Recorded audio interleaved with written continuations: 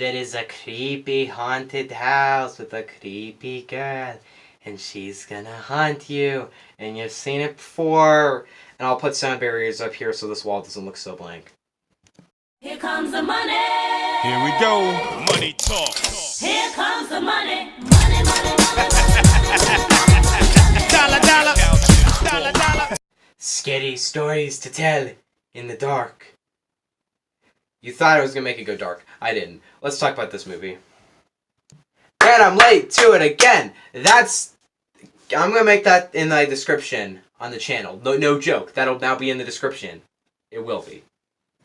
So Scary Stories to Tell in the Dark is essentially a movie kind of like the Goosebumps movie that came out a couple of years ago, except it doesn't suck. And essentially this movie is about this group of teenagers. They find this book, they open it, all the stories come out of the book, and they start haunting them and stuff. So that was literally the description of Goosebumps, except this isn't a comedy. This is a actual legit horror film. And let's talk about it. Okay, first thing I'll say is that this movie is pretty basic. I think I am late to this review. I'm totally aware of that, but so I'm just going to review it anyway. I don't care that I'm late. But this movie isn't like that, like if you read the plot, like, yeah, a group of basically it is another horror movie, another modern day horror movie about a group of teenagers finding some scary thing and them doing some scary rituals or whatever, and then all of a sudden it starts haunting them and taking them out one by one. We saw this in Slender Man, Truth or Dare.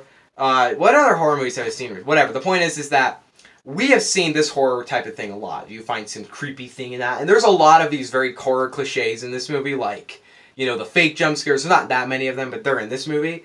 And there is not really, it's not that, to be honest, this movie isn't great writing-wise. Like it's not a bad script, honestly, but it's a very bland script, and not a very one that blew my mind that much. It was like, okay, we have this script, and this movie felt it felt like the main thing that's holding it up for me to make it a film I'd recommend is because it's got good practical effects, good acting, good dialogue. It's like a well-made film. Very well made.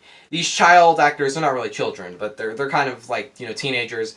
They're not that bad at acting. Are they great? Definitely. They're not some of the best I've seen of the year, but they actually have some pretty convincing roles. And this film is, for a PG-13 horror film, this film got genuinely kind of creepy and kind of gross, to be honest. I think everybody's talking about it. There's one scene in this film. Yeah, it's kind of gross, but it's like, this film is it's a PG-13 horror film, and I'm happy that's PG-13 because clearly they could have made this R. They could have, but I don't know if it was PG-13 because of production or anything like that. I don't know why it's PG-13, but it is PG-13.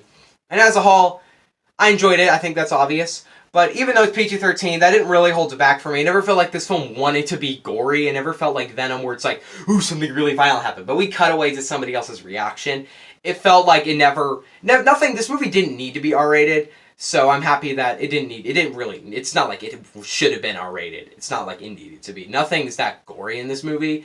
There are some creepy things in this movie, I will say that. There are creepy designs. There's this one monster at the end of the movie, the CGI, and it's kind of bad. It's not like the CGI in the monster wasn't that great. And this film does really not have a target demographic. Like, you could say it's teens, which I would say it is. So I'm kind of almost in this demographic that's good for, like, teen, high schooler. That's kind of what most horror films, that's what it targets. But it's like, it's PG-13 as well. Usually those ones are R-rated. But this one, no, it's a PG-13 horror movie.